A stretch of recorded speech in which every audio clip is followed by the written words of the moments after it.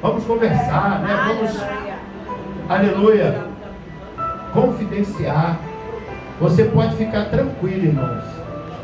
Eu como seu pastor e você como ovelha, você vai conversar comigo e mais ninguém vai saber da tua história. Só Jesus, amém? Eu teria hombridade, responsabilidade, amor e compromisso de levar ao Pai o que você está confidenciando. E com certeza, mais ninguém saberá. Amém? Então abra sua Bíblia comigo na Epístola de Paulo aos Romanos. Eu vou pedir um pouquinho mais de agudo aí, de médio, agudo. Está um pouco grave, eu estou um pouco afônico também, um pouco resfriado. Para dar uma balanceada aí para mim, que aí melhor eu não faço tanto esforço com a minha voz. Amém? Romanos capítulo 8. Amém. Agora sim. Agora eu vou até meia-noite agora. Hoje é Santa Ceia. Tá, irmãos? Um culto que eu não falto, irmão, é Santa Ceia. Procuro de tudo que é o possível para não faltar a Santa Ceia. A não ser em caso de extrema necessidade, é claro, né? Como a nossa irmã Márcia hoje está trabalhando, o pastor Juarez está trabalhando, o Lucas está trabalhando, alguns irmãos estão trabalhando. O título desse texto vai dizer assim: a nova vida debaixo da graça, a nova vida debaixo da graça, segundo o Espírito de santidade e adoção. Amém? Eu vou ler só um versículo com os irmãos para a igreja se assentar. Versículo 8. Todos juntos no 3. 1, 2, 3. Portanto, os que estão na carne não podem agradar a Deus. Mais uma vez, portanto, os que estão na carne não podem agradar a Deus. Senhor, aí está o teu povo, a tua igreja. Estamos diante da tua presença e da tua santa palavra, Senhor. Muito obrigado nessa noite, ó Pai, pela tua presença gloriosa, ó Pai querido, pela tua graça, tua misericórdia, o teu amor, meu Pai. Ah, Senhor, pelo nome que está acima de todo nome, que é o nome de Jesus, ó Pai, que está na nossa vida. Pai, muito obrigado, em nome de Jesus. Podem sentar, irmãos. Glória a Deus, aleluia. Após a ceia estarei fazendo algumas apresentações, né, recebendo alguns irmãos por aclamação na igreja. Aleluia. Procurarei ser breve naquilo que Deus tem colocado em nosso coração nessa noite. Paulo diz para a igreja de Roma, através do Espírito Santo, e fala para nós no dia de hoje. O título desse texto vai dizer: a nova vida debaixo da graça. Graça sabemos que é favor não merecido, ou seja, nós não merecemos o favor de Deus, né? Nós não somos merecedores, mas a sua graça nos alcançou através da pessoa de Jesus Cristo, segundo o Espírito de santidade e adoção. Ele vai dizer no versículo 1: portanto agora nenhuma condenação há para os que estão em Cristo Jesus. Mas essa condição de não ter condenação para quem está em Cristo, tá? Está na segunda parte do versículo, que diz o seguinte: que não andam segundo a carne, mas segundo o Espírito. E quando o texto vai falar do Espírito, está com E maiúsculo, está falando do Espírito Santo de Deus. Então não há condenação para quem está em Cristo Jesus. Nós estamos em Cristo Jesus, mas para continuarmos temos que andar em Espírito. Aleluia. Não devemos andar segundo a carne, porque segundo a carne traremos condenação para nós, porque a lei do Espírito de vida em Cristo Jesus me livrou da lei do pecado e da morte. Então eu sou livre em Cristo Jesus. Essa liberdade, ela é através da pessoa de Jesus Cristo. Então, para que eu venha desfrutar dessa liberdade, eu tenho que andar em Cristo Jesus. Lembre-se que a igreja, que é o corpo de Cristo, é a noiva do Cordeiro. Em breve ela será tirada da terra, e nós, como igreja do Senhor, devemos estar vigilante, devemos estar guardando a nossa vida. Nós falamos aqui sobre a parábola do rico insensato na escola dominical. Aquele homem juntou muito dinheiro, enriqueceu e juntou mais dinheiro, mas ele não tinha um tesouro no céu. Ele não tinha nada para com Deus. Então não importa você ganhar essa terra, ganhar os bens dessa vida e não ter nada com Deus. Muitos estão achando que o seu dinheiro o irá salvar. Os bancos estão abarrotados de dinheiro. Os milionários, trilionários estão ajuntando dinheiro, achando que o seu dinheiro vai livrá-lo naquele dia. Mas a parábola vai dizer que o mestre disse: louco, esta noite te pedirão a tua alma, de quem será? O que você tem feito e guardado para Deus? Então aqueles que estão em Cristo, nenhuma condenação há, aleluia, para aqueles que estão em Cristo Jesus, aleluia, louvado seja o nome do Senhor.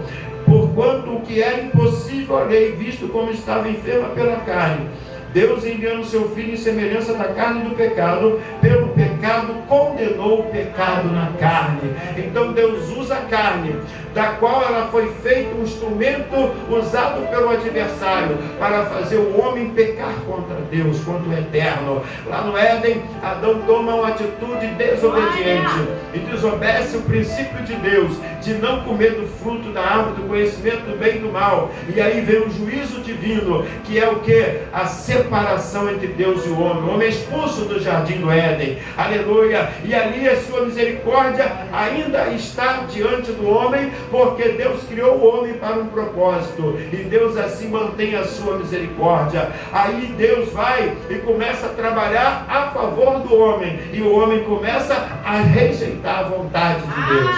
Aí Deus cria a lei para regrar o homem, mas nem assim o homem se submete à vontade de Deus.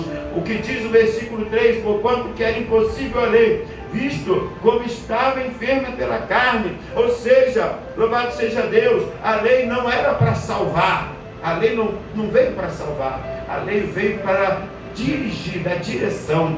Jamais alguém conseguiria ser salvo pela lei, porque a lei era um mandamento, era letra, era um instrumento para guiar o povo ao conhecimento, mas ela não tinha o poder de salvar. Mas aí ele diz que ela estava enferma pela carne, e Deus, enviando o seu Filho em semelhança da carne do pecado, pelo pecado condenou o pecado na carne. Ou seja, aquilo que era impossível para a lei, aquilo que era impossível para eu e você fazer, ou qualquer outro homem, nem os judeus conseguiram alcançar, que são a herança de Deus. Deus enviou o seu Filho Jesus, para que através dele pudéssemos alcançar aquilo que a lei determinou e jamais poderíamos alcançar por causa da nossa carne, aleluia. Porque quando eu conheço o pecado, o pecado me atrai e me prende aos seus laços e me afasta de Deus, e faz com que eu venha ter a minha consciência pesada daquilo que é certo e daquilo que é errado. Mas quando eu deposito em Cristo, aleluia, a minha confiança, quando eu creio no poder de Deus, aleluia, para aniquilar minha carne através da oração, através da renúncia do pecado e da santificação pelo Espírito Santo de Deus, eu alcanço a graça de Deus na minha vida, para poder erguer a minha cabeça e olhar para o Eterno e dizer: meu Pai, aleluia, eu te adoro, eu te amo, eu te louvo, Senhor, aleluia, porque isso era impossível, mas agora é possível através de Jesus Cristo, porque não há condenação para quem está em Cristo. Quem está escrito em Cristo nessa noite aí? Lembrado de vitória. Versículo 5 vai dizer o apóstolo, 4, para que a justiça da lei se cumprisse em nós, que não andamos segundo a carne, mas segundo o Espírito. Aleluia. Então aquilo que a lei não pôde fazer, aquilo que a lei não pôde alcançar, aquilo que a lei não teve poder de realizar em nós, porque na verdade ela não veio para salvar, ela veio para regrar o povo de Israel, para que não houvesse uma mistura com os outros povos, porque Deus chamou um povo exclusivo, e mesmo assim o povo se misturou, porque a lei não conseguia, aleluia, transformar o homem, porque para que houvesse transformação, havia necessidade de haver fé, mas a lei não pregou a fé, a lei pregou obediência, e para obedecer tem que ter amor e tem que ter fé. A lei ensinava o amor, mas o amor não foi misturado com a fé e não tiveram força de cumprir a lei de Deus, embora ela estava misturada na lei junto com o amor de Deus. Então o povo não conseguiu. Aí vem Jesus Cristo e consuma todas as coisas. O versículo 5 vai dizer: porque os que são segundo a carne inclinam-se para as coisas da carne, mas os que são segundo o Espírito com E maiúsculo.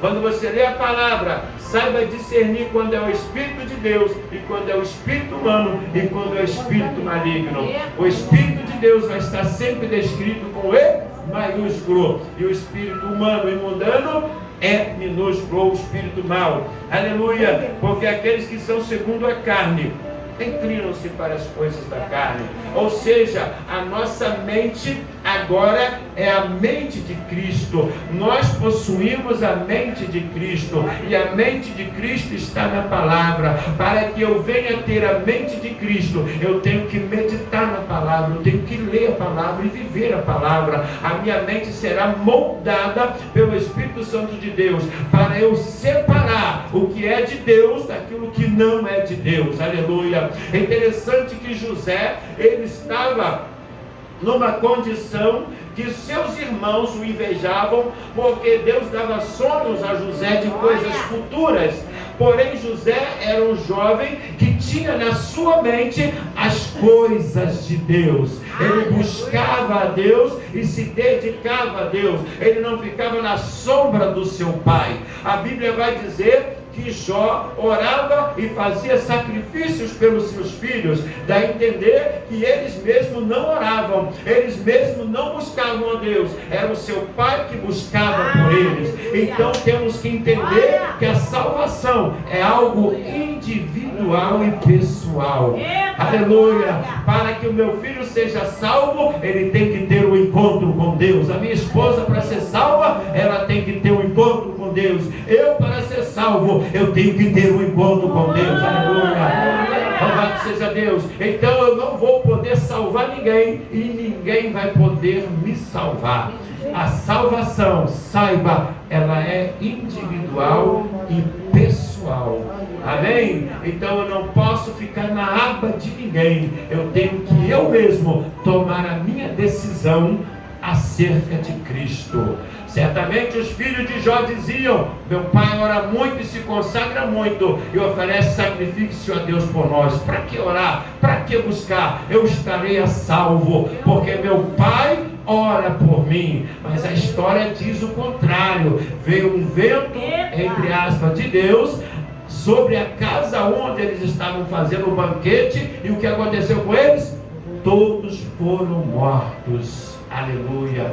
Então, amados, cada um dará conta de si ao Eterno, cada um dará conta de si a Deus. Amém? Aleluia. Versículo 6: porque a inclinação da carne é o que? É morte, mas a inclinação do Espírito é vida e paz. Então tudo que eu fizer para Deus, aleluia, eu estarei me aproximando da vida com Deus, da vida eterna. E tudo que eu fizer segundo a vontade da minha carne, eu estarei me aproximando cada vez mais da morte. Aleluia, louvado seja Deus. Houve um momento no meio do povo de Israel, está registrado no livro de Juízes, não me lembro o capítulo do momento, em que diz o texto o seguinte: em Israel cada um fazia o que bem parecia aos seus olhos fazer. Sabe por quê? Porque não estavam querendo se submeter à liderança divina. Cada um fazia o que achava bem fazer. Bom, isso eu acho que é certo. Roubar eu acho que é certo. Prostituir eu acho que é certo. Ter mais de uma mulher eu acho que é certo. E Deus não se agradou disso e levantou juízes segundo o coração de Deus, para governar uma nação que estava desviada de Deus e pervertida nas suas ações. Então toda inclinação da carne é inimizade a Deus. Você pode entrar aqui, adorar, louvar, chorar, sapatear, falar em línguas, plantar bananeira, mas a sua vida tem que estar íntegra diante de Deus, da porta para fora, porque aqui dentro é fácil, aqui dentro é bom, aqui dentro é gostoso. O que você falar, todo mundo vai dar glória, irmão. às vezes nem entendeu o que tu falou, vai dar glória, né? Todo mundo deu glória, acho que eu vou dar glória também, né? Porque eu nem sei o que ele falou, né? A glória, dá glória aí, todo mundo dá glória, né? A glória a Deus, irmão, ela é o resultado do que você viu, do que você ouviu, ouviu, entendeu, amém? E veio ao coração, porque aqui é entendimento, aqui é sentimento. Quando eu ouvi a mensagem do Evangelho, de que Deus amou o mundo de tal maneira que deu seu Filho Jesus Cristo para morrer por todos os pecadores, eu entendi que eu precisava de um Salvador. Eu ouvi, e a palavra ali, ouvi, entendi. Faltava descer para o coração, que é o sentimento. Sabe como é que veio o sentimento? O Espírito Santo de Deus veio e encheu a minha alma. Aí eu entendi que havia uma necessidade de arrependimento. Aí eu me quebrantei diante de Deus e disse: Senhor, eu te aceito como meu Senhor. Aleluia. Antes do apelo, eu já estava diante do altar de Deus, entregando a minha vida para Cristo. O pregador ainda estava pregando, eu estava aqui diante do altar chorando, entregando a minha vida no altar de Deus. Então, amados, é a ação do Espírito Santo no teu coração, na tua alma. Por isso que temos que estar pregando a palavra, ouvindo a palavra, lendo a palavra, meditando na palavra, praticando a palavra, para que haja inclinação para as coisas de Deus.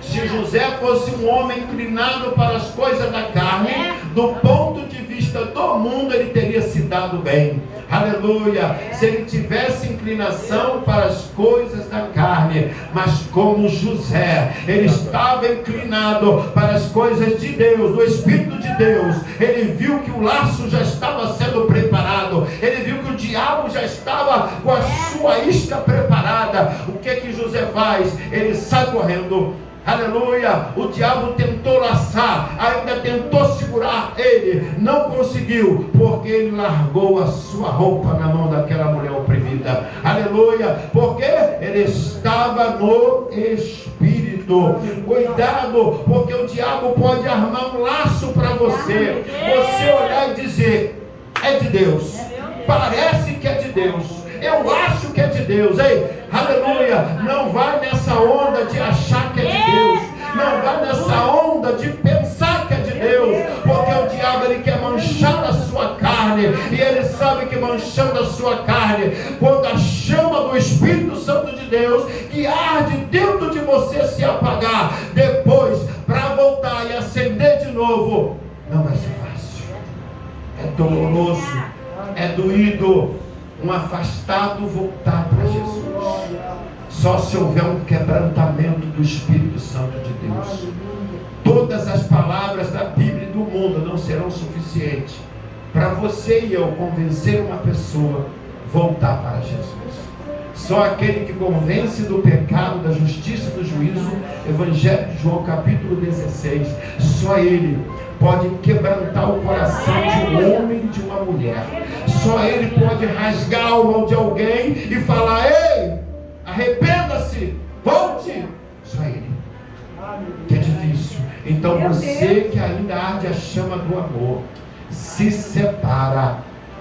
Daniel, quando viu que havia uma conspiração contra ele, que o rei chegou para ele, ia dividir o reino. Havia 126 províncias ao seu cargo do rei, e ele dividia em 4 províncias de 126, ia colocar um governador em cada, e Daniel seria um governador de uma delas. Quando aqueles inimigos olharam e viram que o rei estava confiando em Daniel, eles começaram a conspirar contra Daniel. E aí arquiteto um plano que todo mundo sabe, e Daniel vai parar na cova dos leões. Mas Daniel era um homem muito amado por Deus, porque Daniel foi arrancado da sua terra, arrancado da sua família e lançado para uma terra estranha, de língua estranha, de idioma estranho, de dinheiro estranho, de família, tudo diferente. E ele teria que se adaptar àquele sistema. É igual você lá no seu trabalho, na sua escola. Você sai da sua casa, da sua igreja e vai trabalhar num lugar, no meio de tudo quanto é tipo de gente. Várias religiões, vários tipos de atitudes e pensamentos, pessoas com vícios, pessoas com manias, e você vai ter que brilhar a luz de Deus na sua vida, naquele lugar, e fazer a diferença. Assim não foi diferente com o profeta Daniel. Ele se separou para Deus. Primeiro, não quis comer a comida do rei, a comida que era servida na mesa do rei, porque era comida sacrificada aos ídolos. Deixou de comer a melhor carne do reinado de Nabucodonosor, para comer batata, para comer cebola, para comer alho, né? Eram as comidas que eram servidas para os escravos. Mas ele era um homem que estava sendo preparado para ser apresentado diante do rei da Babilônia. E diz o texto que pelo fato de Daniel e seus amigos se separarem para Deus, o seu semblante era melhor do que os homens da província da Babilônia. A sua disposição era melhor. Aqueles homens beberam do vinho do rei, das bebidas do rei e da comida do rei. Aqueles homens chegaram diante do rei, afadigados, com ressaca, com mal-estar, com mau cheiro. Mas porém Daniel e seus amigos chegaram reluzentes, a ponto do rei achar graça. E só acha graça em alguém se esse alguém estiver com a graça de Deus. Aleluia.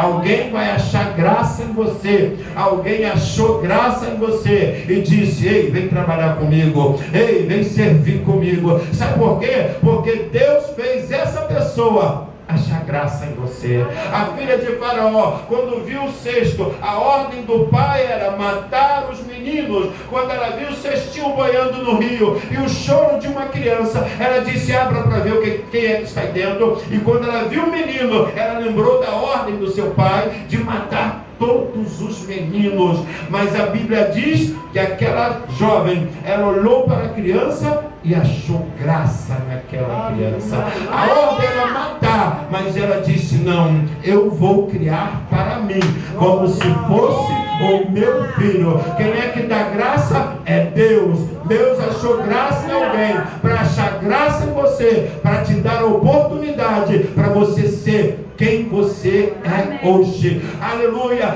Tinha tantas pessoas, mas Deus disse para alguém: ei, escolhe ela. Ei, escolhe ele. Ei, dá vez para ele. Ei, dá vaga para ela. Porque Deus achou graça em você. Aleluia. Porque só pode dar graça quem é o dono da graça, e ele escolhe a quem ele vai dar a sua graça. E para ser grato e ter a graça de Deus, faça como Maria. Maria se separou para Deus. Maria se reservou para Deus. Ela não sabia o que ia acontecer. Ela não sabia que ela seria escolhida. Porém ela se manteve fiel e separada para Deus. Era uma mulher que vivia segundo o Espírito de Deus, não segundo a carne. Quantas mulheres havia naquela época? Quantos milhares e milhares de mulheres havia naquela época?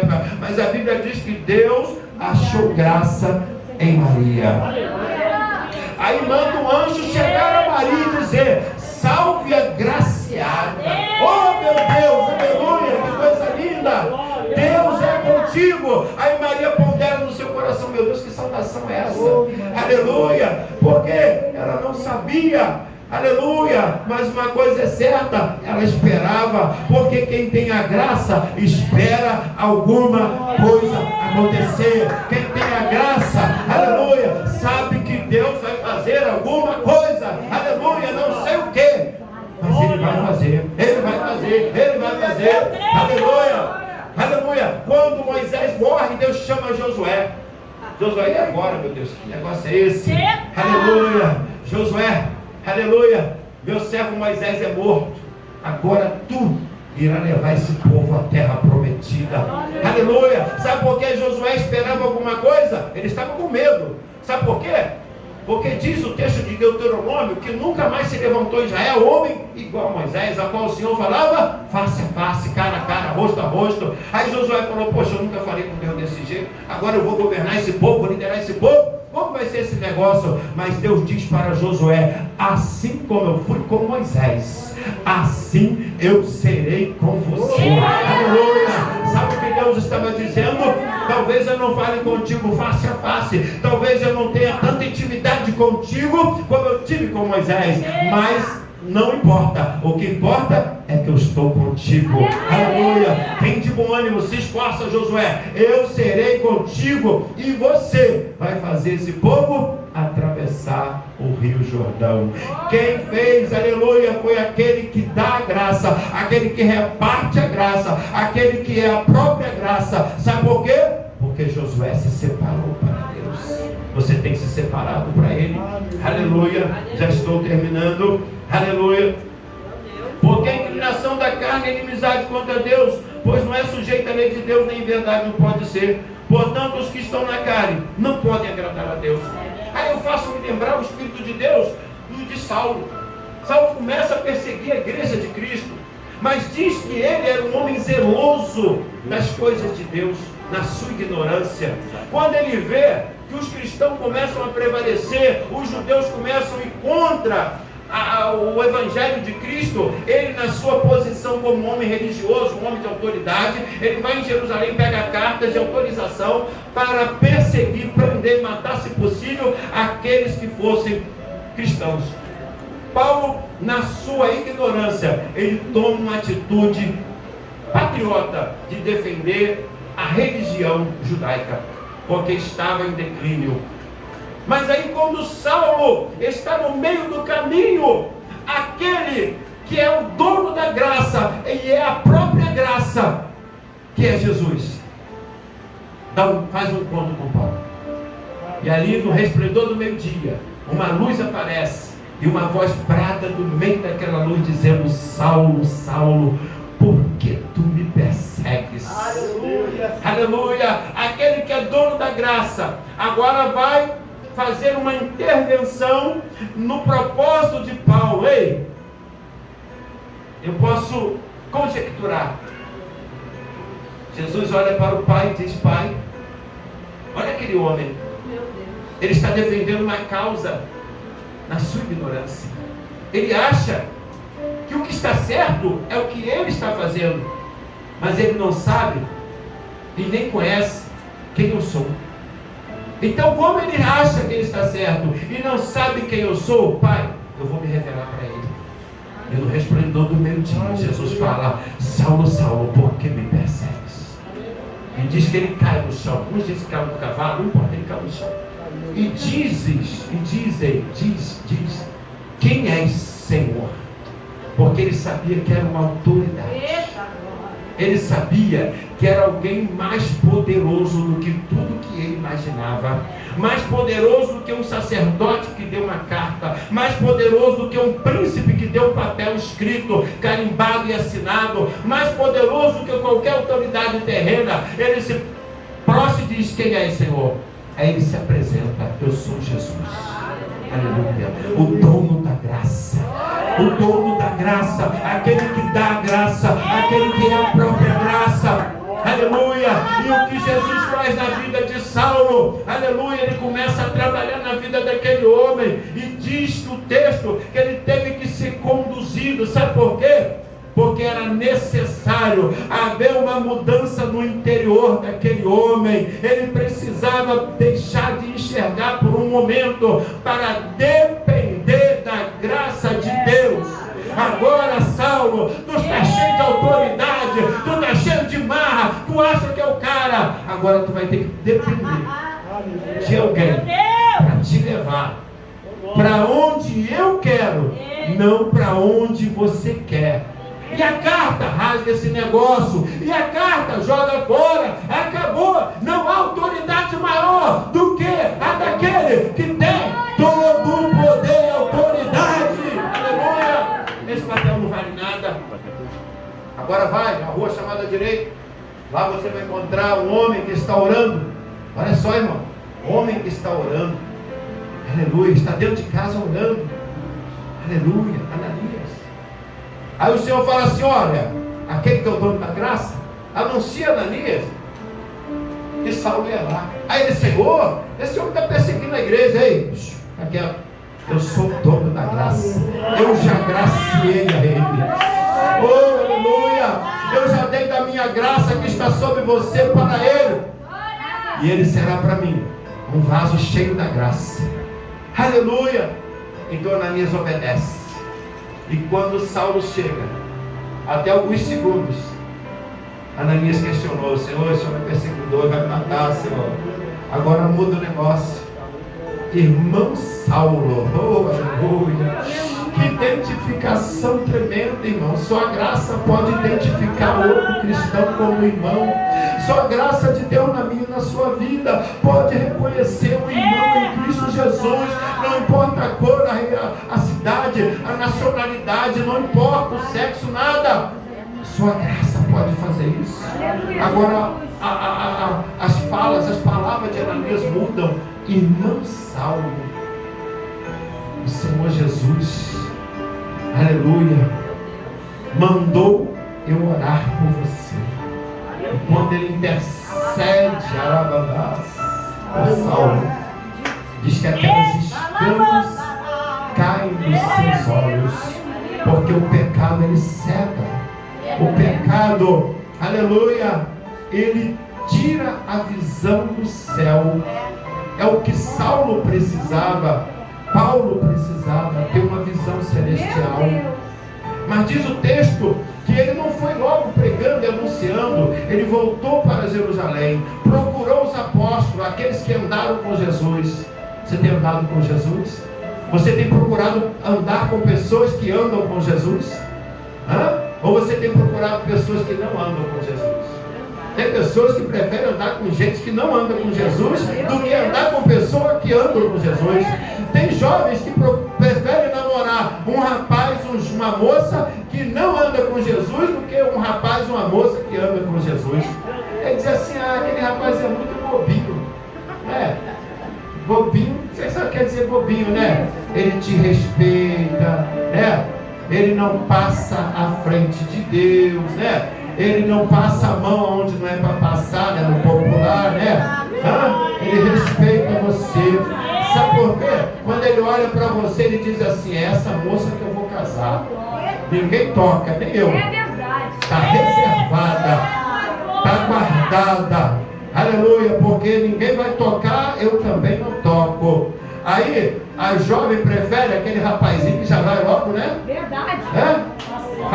É igual aquelas as virgens, né? Já vai logo com a lanterna para ver o material, né? Para ver se o material é bom. É uma coisa séria, né? Aí já vai logo, né? Parece até que fez curso de enfermagem, né? Sabe o que é curso de enfermagem? Anatomia. Começa a colocar a mão, né? Anatomia, né? Começa a fazer curso de anatomia da moça ou do rapaz, irmão. Deus não tem parte com esse negócio, irmão. Ou é luz ou é treva, ou é carne ou é espírito. Nenhuma condenação há para quem está em Cristo, irmão. Amém? Nenhuma condenação há para os que estão em Cristo Jesus. Guarda a tua vida para Deus. Amém? Se você está namorando, procura casar logo. Amém? Biblicamente, relacionamento sexual fora do casamento é o que, igreja?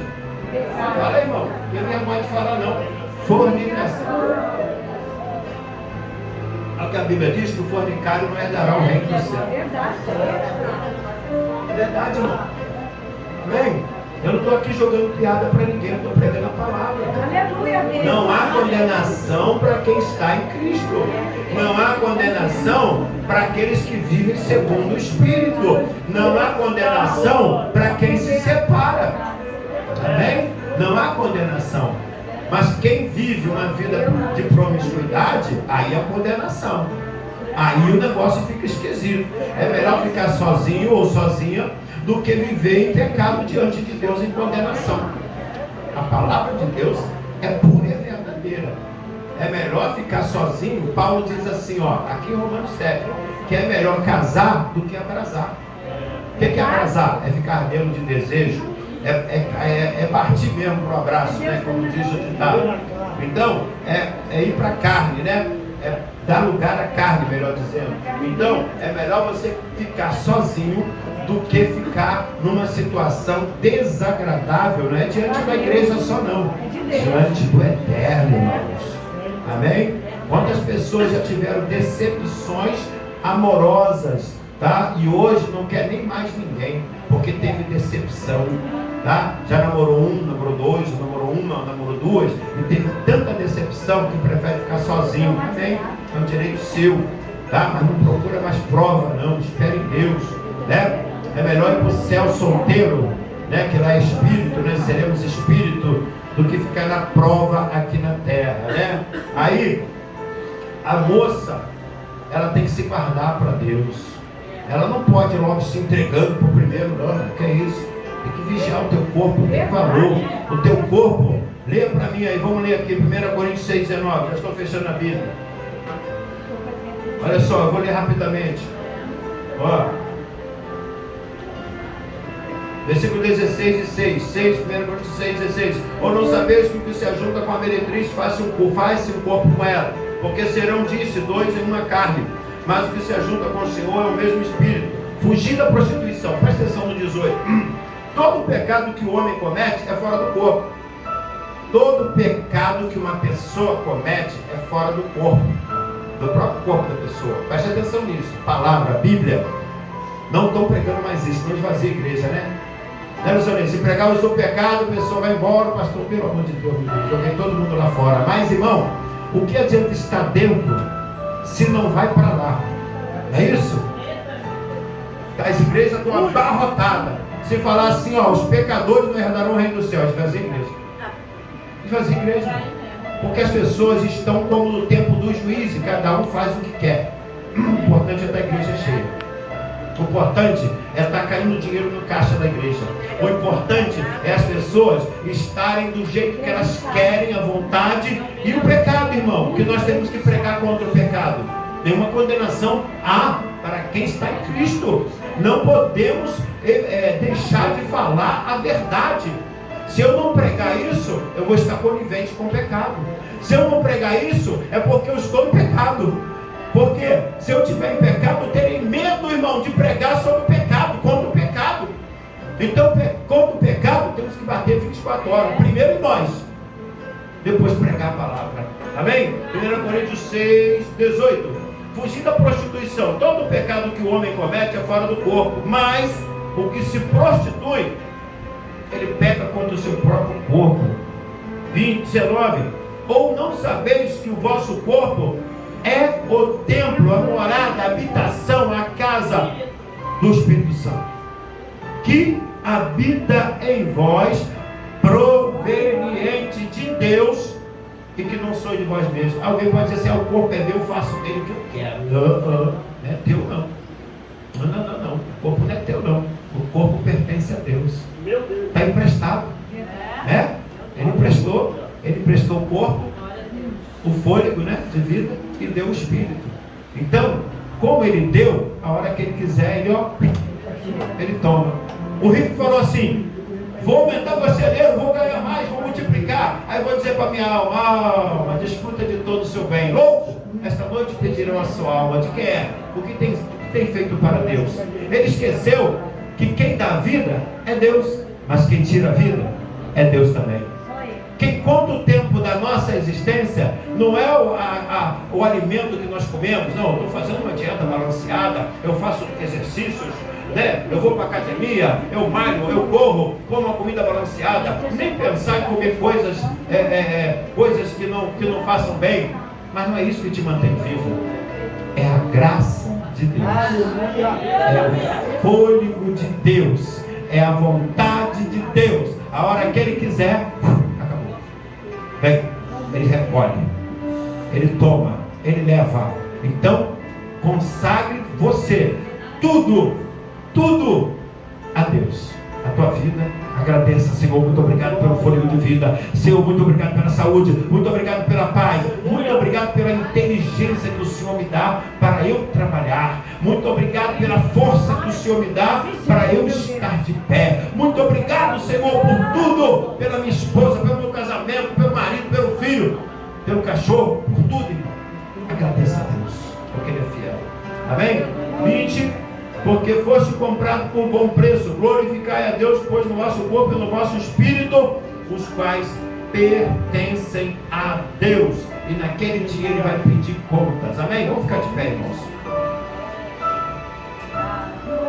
Portanto, os que estão na carne não podem agradar a Deus. Nós, porém, não está na carne, mas no Espírito. Se é que o Espírito de Deus habita em vós, mas se alguém não tem o Espírito de Cristo, esse tal não é dele. 10. E se Cristo está em vós, o corpo, na verdade, está morto por causa do pecado, mas o espírito humano vive por causa da justiça. E se o Espírito daquele que dos mortos ressuscitou a Jesus habita em vós, aquele que dos mortos ressuscitou a Cristo também vivificará os vossos corpos mortais pelo seu Espírito que habita em vós. Então, irmãos, quem vivifica é o Espírito Santo de Deus. Amém? Então, devemos viver uma vida santa, separada, tá? Diante de Deus. Uma pessoa, ela pode viver de aparência, né? Eu conheci uma irmã que ela frequentava numa igreja na qual eu fiz o seminário, e ela frequentava as consagrações dessa igreja. Eu fiz o seminário lá e de vez em quando eu ia lá também. E essa irmã, quando começava a cantar os hinos lá da igreja, louvar, ela começava a rodar a diaconisa lá, na frente aqui da mesa de oração, igual volta aqui a mesa, e ela ficava orando. Aí uma irmã, esposa do pastor, ela ficou olhando aquela irmã, falou: meu Deus, alguma coisa estranha nessa irmã. Começou a observar, falou: Senhor, mostra a vida dessa irmã, como é que está. Mostra alguma coisa na vida dessa irmã, se ela está com a vida no altar. Estou sentindo alguma coisa estranha nessa irmã. E um dia, ela falou que olhou assim para a irmã que falando em língua, sapateando, pulando, ela botou a mão para a irmã e falou assim: em nome de Jesus, se tiver alguma coisa escondida, que seja revelada agora. A mulher deu um pulo, manifestou e caiu no chão toda torta, com a mão para trás. Nesse momento, a bolsa dela caiu. A bolsa dessa mulher caiu. Aí as irmãs levantaram para pegar a bolsa da mulher, né? E algumas para levantá-la, para expulsar o demônio dela e levantá-la ao seu lugar. E quando a bolsa dela abriu, caiu alguns objetos dentro da sua bolsa. Sabe o que caiu dentro da bolsa dela? Vela vermelha e preta, fita vermelha e preta, tá? Crucifixo e outras coisinhas a mais. Ela estava disfarçada dentro da igreja, precisando de uma libertação. Graças a Deus que alguém estava ligado com Deus e repreendeu aquele espírito enganador que estava dentro da igreja e parecendo ser Deus, parecendo ser de Deus, mas não tinha nada de Deus, só parece. Amém? Glória a Deus. Dê uma salva de palmas para Jesus.